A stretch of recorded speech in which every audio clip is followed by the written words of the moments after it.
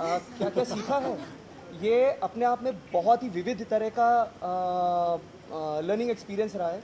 जो कहानियाँ हम लोग महाराणा प्रताप की पढ़ा करते थे स्कूल में या फिर उसके अलावा, तो जब आप करने के लिए जाते हैं कोई एक इस तरह के ऐतिहासिक शो को या माइथोलॉजिकल को, तो आप अपनी तरफ से थोड़ा सा होमवर्क करते हैं।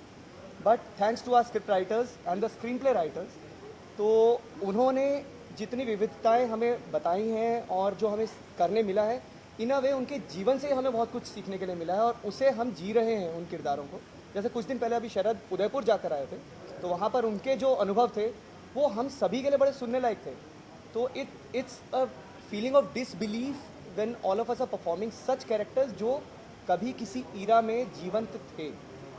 तो चाहे उनकी वो तलवारें हों जो शायद आज उतनी भारी नहीं है, बट हम लोग भी उस कद काठी के नहीं है, तो हमारे लिए वही डिफ़िकल्ट है। दाढ़ी लगा रहे हैं, मूछ लगा रहे हैं, तो ये सारी चीज़ें, संयम संयम जो है वो सबसे इम्पॉर्टेंट क्वालिटी है जो शायद मैंने बतौर अभिनेता सीखी है।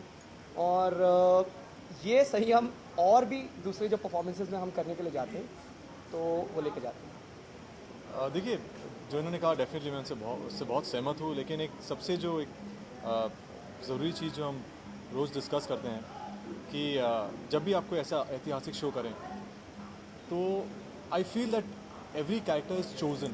आप पहले से ही वो ऑलरेडी एक प्री डिसाइडेड होता है, प्री डेस्टिन्ड होता है। हम उस दिन बात कर रहे थे कि जब मैं उदयपुर गया और जब मैं वहाँ पे था तो मुझे ऐसा फील हुआ कि शायद मैं यहाँ पहले आया हुआ हूँ या एक अजीब सा कनेक्शन होता है, हम रिलेट कर पाते हैं।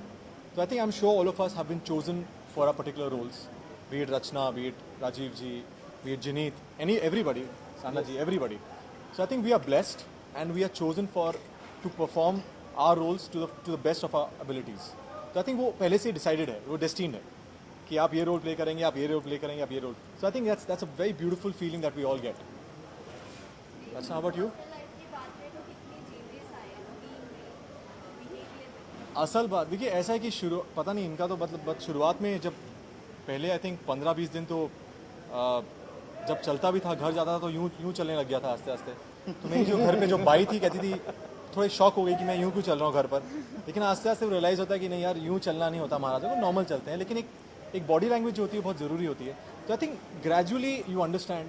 और कुछ चीज़ें हैं जैसे आई थिंक जो वेरी स्मॉल जो डिटेलिंग्स जो होती हैं कैरेक्टर के लिए, वो हमने बहुत समझी हैं over the period these last 8 months। मैंने इनसे बहुत सीखा because is a very senior actor. No, not in terms of age, but he's done so much work, the kind of body of work जो इन सब ने किया है। So I think every day हम सब सीखते हैं। हिंदी बहुत कठिन है ऐसे ऐतिहासिक शो में, तो शुरुआत में तो पता नहीं क्या बोलते थे, हमें खुद समझ नहीं आता था।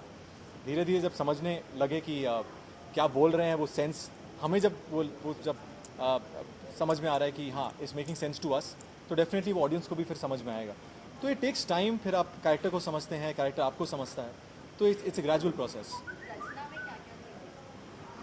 मुझ में डेफिनेटली मेरी हिंदी सुधर गई है थोड़ी बहुत। मेरी बहुत ख़राब हिंदी थी और बॉडी लैंग्वेज, पोस्चर मैंने मेंटेन करना सीखा है।